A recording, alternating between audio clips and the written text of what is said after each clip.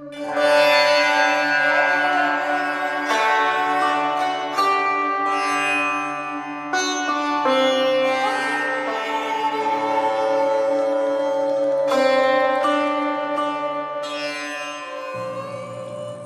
ideal home is a place so magnetic and harmonious that it's difficult to leave. In a true home, family members enjoy love, kindness, sharing, and appreciation. They help and support one another.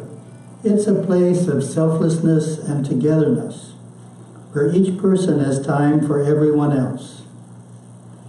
It is the duty of the parents to turn a house into a home. They do this through their loving care of each other and the children, and their worship in the shrine room. This builds a spiritual vibration, giving the home a temple-like atmosphere. The gods are worshipped in the home. Devas, guardian devas, and ancestors are honored and invited into the home. All the rooms are kept sparkling clean. Puja is done every day in the home shrine. Whenever possible, meals are taken together, preceded by the food blessing chant. The family observes the Hindu festivals together in the home. Devotional songs are sung and traditional music played. Saivite art and artifacts adorn the rooms. All this creates a secure, wholesome living space, a refuge from the harshness of the world. Harmony is a fragile vibration which the family protects by seeking to see one another's point of view, finding points of agreement, and avoiding argument and harsh words. All disagreements are settled before sleep. Guests are treated as God, and hospitality is given generously. Children can help their parents keep the home strong. They assist during the morning puja and annual festivals. Gurudeva recommends a weekly family home evening during which all members sit together for dinner, make plans, play games, share interests, express appreciation for one another, and enjoy family togetherness without TV, digital entertainment, or other distractions. Then we have Gurudeva's quote. The Devas can live within a home that is clean and well regulated, where the routine of breakfast, lunch, and dinner is upheld, where early morning devotionals are performed and respected. A home which the family lives together within, eats together within, talks together within, worships together within.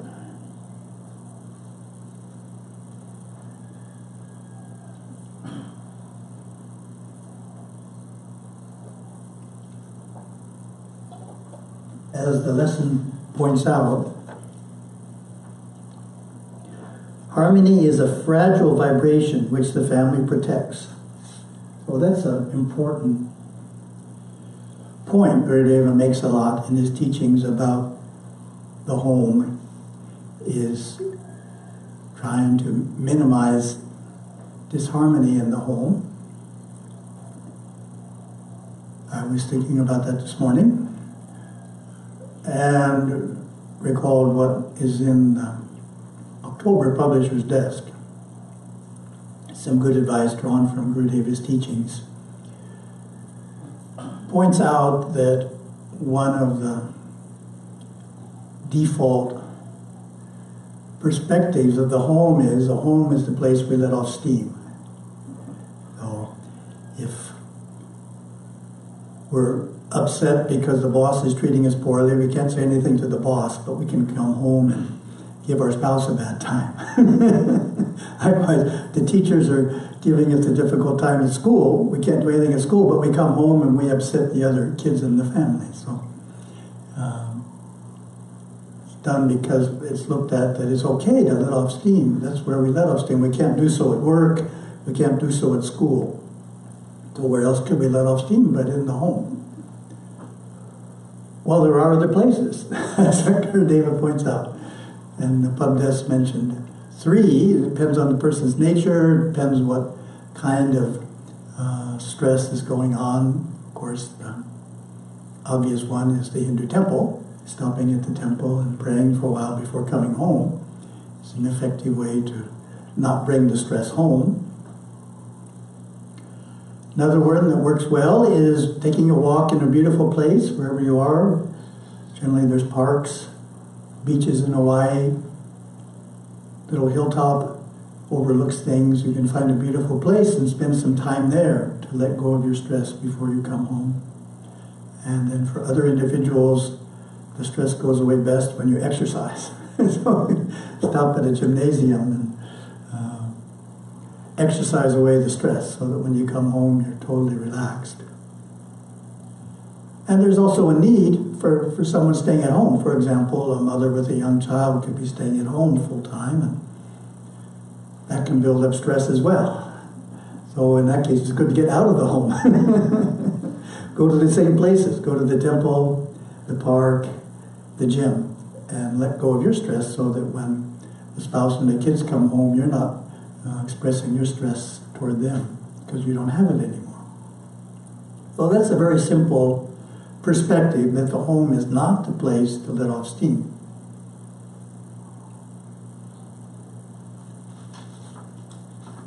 Thinking of other things to say, when it comes to the home, of course, we have the Tirukural as a whole section. Has to do with Illam. Illam means house or home, and Aram is the ancient Tamil word for Dharma, so this section uses the words Illaram, the Dharma of the home, or the Grahastha Dharma. So I chose a few verses, got way too much. It's good. And point out some of the key teachings. Gurudeva really identified deeply with the teachings of the Tirukural. If you're not remembering that, you can read the introduction again. Very unusual. Gurudeva, it's easier for Gurudeva to write a book than to read a book, or more natural, shall we say. He enjoyed expressing his own wisdom and didn't usually like to read somebody else's wisdom.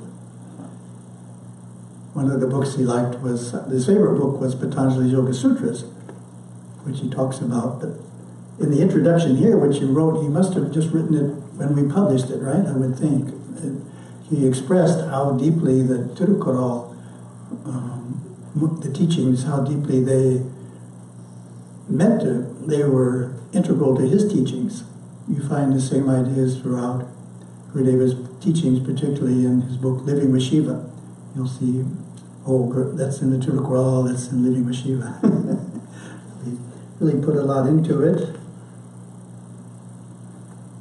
Verse 45 on family life. When family life possesses love and virtue, it has found both its essence and fruition. So my Tamil reading is very out of date, but I'm going to try and read the Tamil because it's so beautiful. It gives you a sense of how rhyming works in Tamil.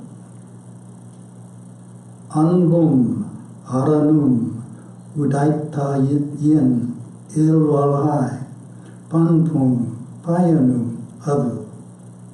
So the rhymes are all at the beginning. Beautiful.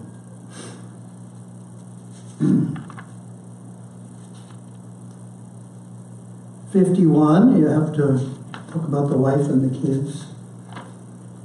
The good wife. She is the helpful wife who possesses the fullness of domestic virtues and spends within her husband's means.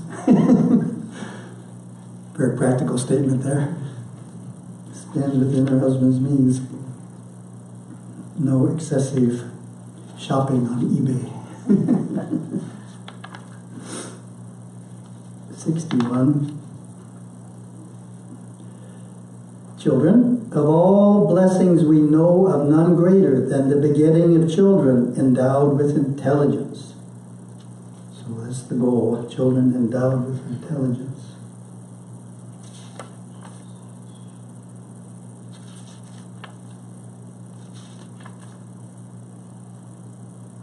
80.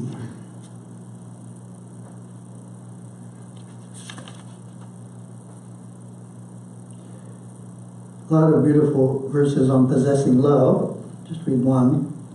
Verse 80. With love enshrined in the heart, one truly lives. Without it, the body is but bones encased in skin. Oh, if there's no love in there, you're not really alive. It's just a structure. Body with bones encased in skin.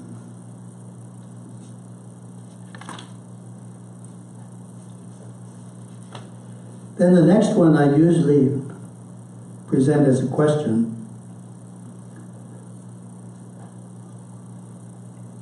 What is the whole purpose of earning wealth and maintaining a home? Remember that question?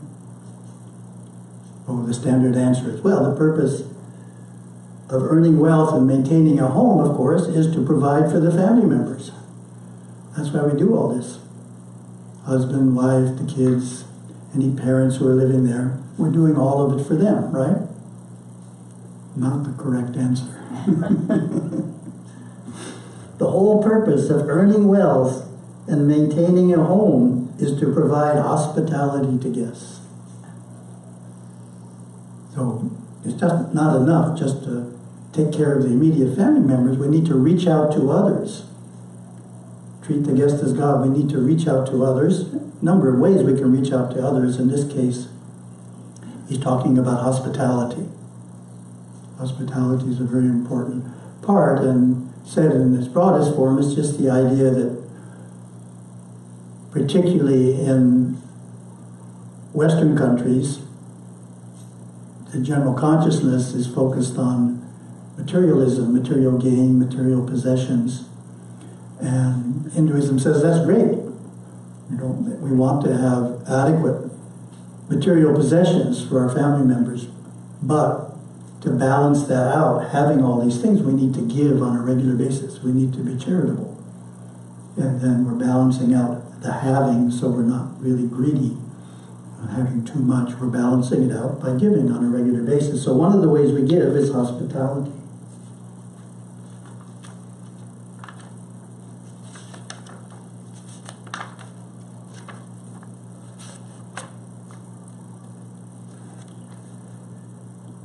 And this is a key one. I'll read the chapter title, Speaking Pleasant Words.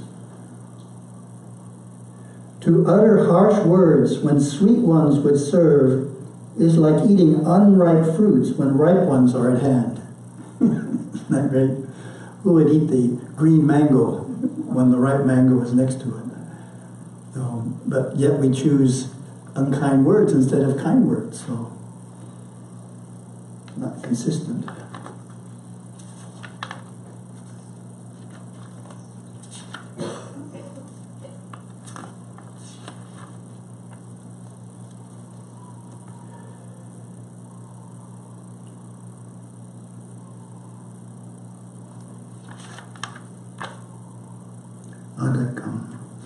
Okay. Possession of self-control. Arakam Udaimai. First I'll tell the story. The story I tell regularly. Because everyone can relate to it. Meeting with a family. I meet with families in the group Pedam, for those who don't know. This family, husband, wife, and two boys, probably average age of 5 or 6. One was a year or two older than the other. And as is common, I meet with them after the puja. So that means these two boys have sat through a very long puja. And you know what happens when children have just sat through a very long puja? They have to run around. They can't sit anymore.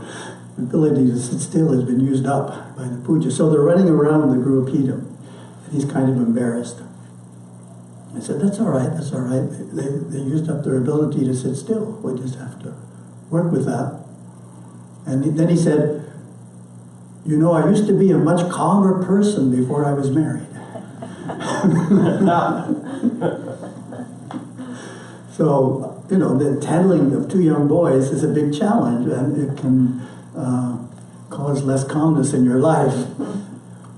But the point here is, and I'll read the verse, more imposing than a mountain is the greatness of a man who, steadfast in domestic life, has mastered self-control. I'll draw a parallel. Gurudeva regularly would say, it's very easy to be peaceful in a peaceful place. We go down on the beach on Kauai, and it's just so wonderful, the sound of the ocean and all, we're totally peaceful. And then we go home to a bustling city, and we don't have any peace at all. So it's easy to be peaceful in a peaceful place. The challenge is to maintain the peace in a place that's not peaceful. So likewise, it's easy before domestic life and two small kids to be self-controlled, but it's a lot harder when you're in the midst of domestic life. But that's the point. The point is to increase our self-control. That's the whole point. Increase self-control. We're not supposed to be perfect, but we're supposed to be getting better. So we don't want to continually let the kids frustrate us. We want to find out ways that they can behave like kids and it doesn't disturb us. That's the goal. We've increased our self-control. We're able to stay centered in situations that previously we weren't able to stay centered in. David writes about that in the Master Course. He says, and when you get really good at that, then I start giving you really big things to do and that throw you off center. Then you have to learn not to get thrown off center by those. No, it doesn't stop. We need to keep increasing our self-control through facing greater challenges. That's the point. His life provides some of them automatically, but we can also take on challenging things to do to increase our self-control in whatever field we're in. If we're an artist and we paint, we can try and do a painting even better than we've done before. If we're a writer, we can try and write something that's more insightful than we've done before. We can always challenge ourselves to come up to a new level, which requires greater self-control. Thank you very much.